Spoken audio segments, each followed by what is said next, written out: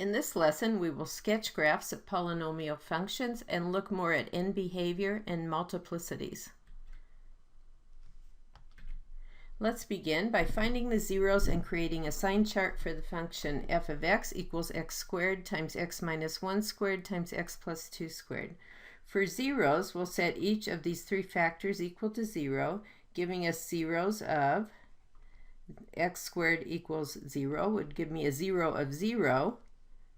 X minus 1 squared would give me a 0 of 1, and x plus 2 squared would give me a 0 of negative 2. So I'll put these three zeros on my sign chart, and let's look to the left of negative 2, maybe choose a test value of x equals negative 3. Negative 3 squared will be positive, negative 3 minus 1 squared will be positive, negative 3 plus 2 squared will be positive, giving me positive f of x values to the left of negative 2. But notice whatever test value I pick here, I'm going to be squaring each of these terms. So all of my f of x values will be positive except for where they are zeros. Let's use this sign chart to sketch a rough graph of f of x. Okay, so I'll draw an xy coordinate system here. And it's going to be a rough graph, so I'll put negative 2 on here, my 0 at negative 2, my 0 at 0, and my 0 at 1. Notice the graph is above the x-axis everywhere except for when it is equal to 0. So we'll just draw a little bit of a rough graph here, and this would be y equals f of x. We're more interested in here to get the behavior of the graph rather than exactly where each point on the graph should be. Let's find the end behavior of our function. Let's write our end behavior in the form y equals a sub n x to the n. Well, by expanding f of x, I can see that f of x equals x to the 6th plus 2x to the 5th minus 3x to the 4th minus 4x cubed plus 4x squared. I'm only interested in this highest power term in my leading term, and so my end behavior is going to be like y equals x to the 6th for this function. And that would be, if you remember, and let's look at the graph of this function, and this one's actually a little more accurate than one I did before. As x approaches negative infinity, f of x approaches positive infinity. As x approaches positive infinity, f of x approaches positive infinity. Let's next look at the multiplicity for each zero. Multiplicity is the power that each factor is raised to. So for my 0 of 0, I have a multiplicity of 2 because the factor that gives me 0 is raised to the power 2. For my 0 of 1, I also have a multiplicity of 2. For my 0 of negative 2, I have a multiplicity of 2 as well. Looking at the graph again, and notice that each of these multiplicities is even, we can start thinking about what an even multiplicity might mean.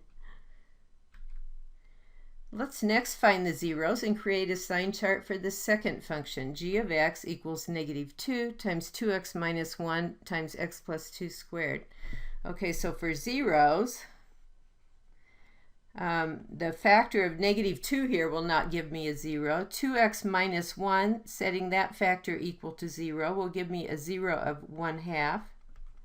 Setting x plus 2 squared equal to 0 will give me a 0 of negative 2. So I'll mark these on the sign chart.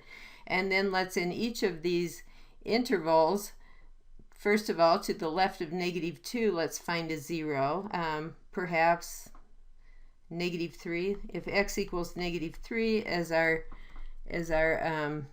test value, let's plug negative 3 into g of x here. So I'll have negative 2 times 2x minus 1, plugging negative 3 in for x will give me negative 6 minus 1, so this would be negative, and then negative 3 plus 2 squared, that would give me a positive. So a negative times a positive would be positive here in the first region. If we let x equal 0, as a test value, I'll have negative 2 times 0 minus 1, which would be negative, times 0 plus 2 squared, which would be positive. So the second region here on our sign chart is positive as well for g of x. To the right of 1/2, let's pick x equals 1 for a test value. And we'd have negative 2 for g of x times, let's see, 0, or we're at 1 here. So 2 times 1 minus 1 would be 2 minus 1, so that would be positive. And then 1 plus 2 squared would be positive. So g of x will be negative to the right of 1/2. If we look at our sign chart here and use this to sketch a graph, I'll plot my zeros first of all. So I have negative 2 as a 0. I have 1/2 as a 0. And the graph is above the x-axis to the left of negative 2. The graph is above the x-axis up to 1/2, and then the graph goes below the x-axis. When g of x is negative, the graph will be below the x-axis. When g of x is positive, the graph will be above the x-axis. Okay, so this is a rough graph of y equals g of x. Let's next find the multiplicity of each 0 of g of x. Okay, so our first 0 of 1/2 comes from the factor of 2x minus 1, which is raised to the first power. So the multiplicity of our first 0 would be 1. The multiplicity of our 0, x equals negative 2, comes from the second factor, which is raised to the second power. So remember, I told you to look at the multiplicity as being odd or even. So at x equals 1/2, notice our graph crosses the x-axis. An odd multiplicity, your graph will always cross, and for an even multiplicity, such as at x equals negative 1, your graph will touch the x-axis. Let's find the end behavior of this function. So this function, I won't expand, but let's use a different trick here to find the end behavior. So we have y equals negative 2. We look at each of these factors and put in our leading term of each factor. For this first factor of negative 2, that would be negative 2. The second factor here has a leading term of 2x. Each of these is raised to the power 1.